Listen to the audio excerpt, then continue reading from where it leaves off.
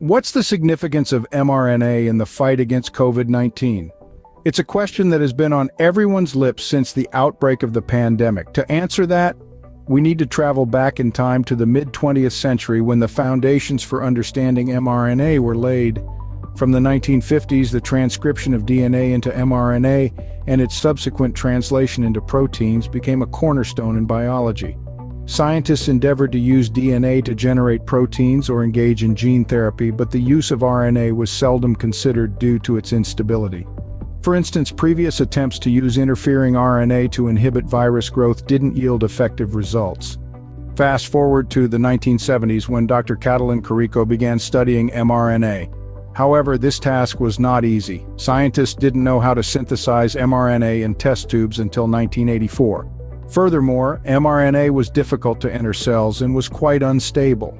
Once it entered cells, it was easily decomposed, and its negative charge made it challenging to enter lipid cell membranes. In 1990, Dr. Carrico was at the University of Pennsylvania, where she met immunologist Dr. Drew Weissman in 1997.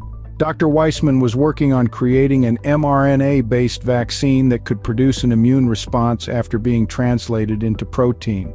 Dr. Carrico agreed with Dr. Weissman's idea, and they began collaborating. Dr. Carrico introduced mRNA into immature human dendritic cells on a culture dish. These cells are crucial regulators in the human immune system and can induce rapid T-cell growth after maturation. This experiment proved that mRNA could potentially be a candidate for vaccines, but how could they overcome the inflammatory response caused by activated dendritic cells releasing cytokines? In 2005, Dr. Carrico researched how to avoid excessive immune responses. They found that even RNA from human granules could activate dendritic cells, but transfer RNA, tRNA, would not. This pivotal discovery provided both scholars with a fresh perspective. They reasoned that tRNA contains a higher proportion of modified nucleotides. Standard uridine in regular RNA easily triggers an immune response. If pseudouridine and N1-methyl pseudouridine replace uridine, it can reduce immune responses and increase protein production.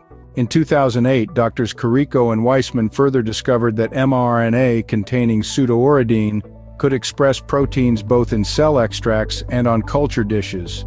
Pseudouridine significantly reduced the production of interferon alpha. In 2010, Dr. Derek Rossi from Harvard Medical School used synthetic modified mRNA to reprogram specific mammalian cells into pluripotent stem cells. This discovery finally awakened the scientific community to the potential of mRNA. In recognition of their groundbreaking work, Dr. Catalin Carrico and Dr. Drew Weissman were awarded the Nobel Prize in Physiology and Medicine in 2023. Their discovery of using modified mRNA as a therapeutic technique has revolutionized vaccine development and played a pivotal role in the fight against COVID-19. To summarize, the journey to understanding the role of mRNA in combating COVID-19 has been a lengthy one, filled with challenges and breakthroughs. It began with the fundamental understanding of mRNA in the 1950s, the collaboration between Dr. Carrico and Dr. Weissman in the 1990s, the discovery of the potential of mRNA as a therapeutic tool, and finally the application of this knowledge in the fight against COVID-19. This journey underscores the importance of perseverance, collaboration, and most importantly, the power of science in overcoming global health challenges.